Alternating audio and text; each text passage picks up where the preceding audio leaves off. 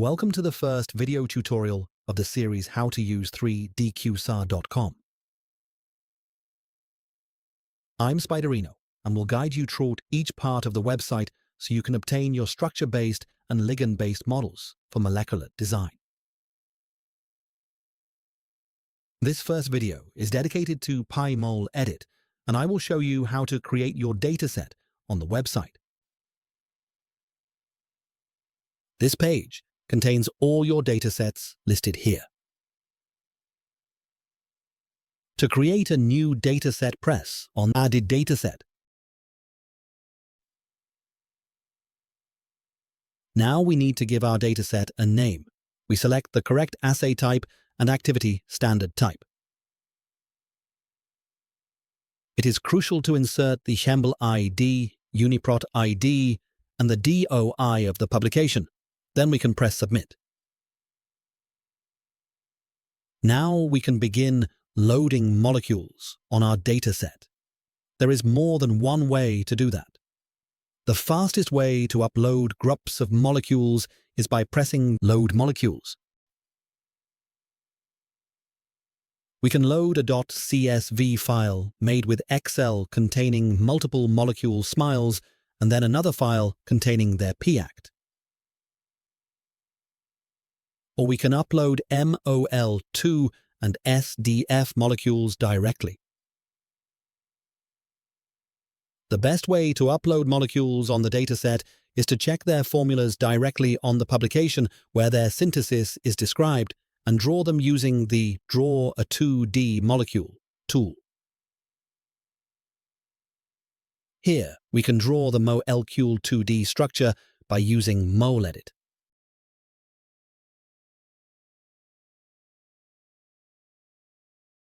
We can also paste the smiles here to add it to the canvas.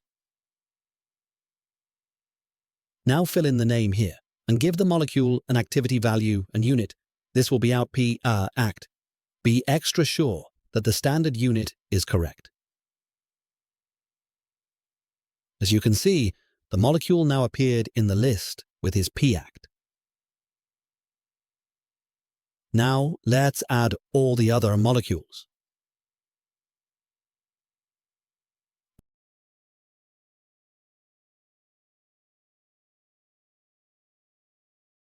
Okay, now all the molecules have been inserted in the dataset. If you want to edit a molecule entry, click on it so the row is highlighted, then click on Edit to change the name and activity. You can press on Draw 2D to edit the molecule on the canvas.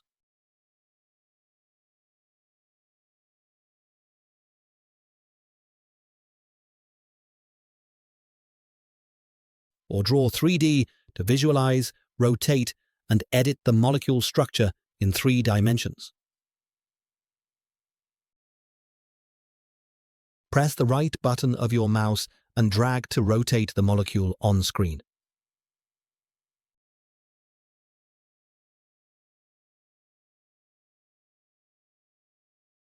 Scroll down on your mouse wheel to zoom in on the molecule and scroll up to zoom out.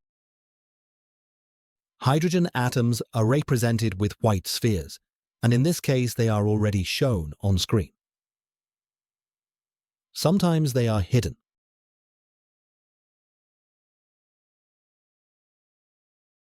To show them, you have to click the left button on the mouse, select Style, then Atoms, then Show Hydrogens. If hydrogen atoms still refuse to show up, you can modify the molecule to add them. You have various options to modify the molecule.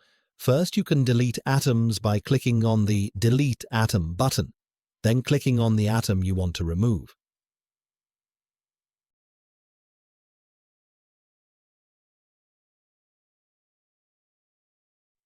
With the button Single, you can create a single bond by clicking on the origin atom and then dragging and dropping with the right mouse button in the direction you want.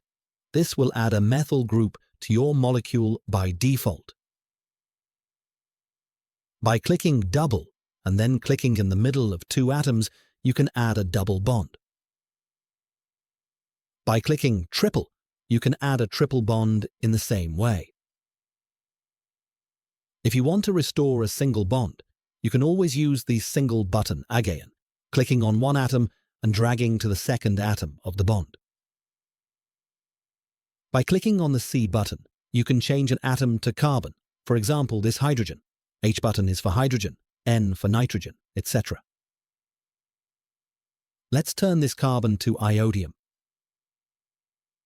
When we are done modifying the molecule, it's recommended to optimize 50 or 100 ITERs should be sufficient. This will automatically recalibrate bond lengths and angles in the 3D molecule.